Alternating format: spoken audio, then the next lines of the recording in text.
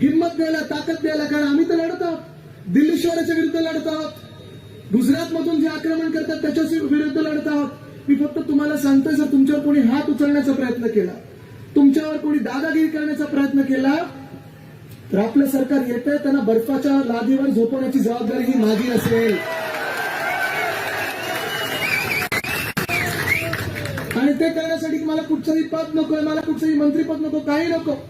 फक्त तुमचा विश्वास हवाय, तुमची ताकद हवी आणि तुमचं मशालीला मत हवं. कारण आपण लढत तर आलोय. आणि जो काय मी आता ऐकत होतो, जो काही राजीनाम्याचा आपलं सगळं जे काही सत्तांतरचा त्यावेळी जी घटना होती, माझ्या डोळ्यासमोर उभी केली भास्कर जाधव साहेबांनी.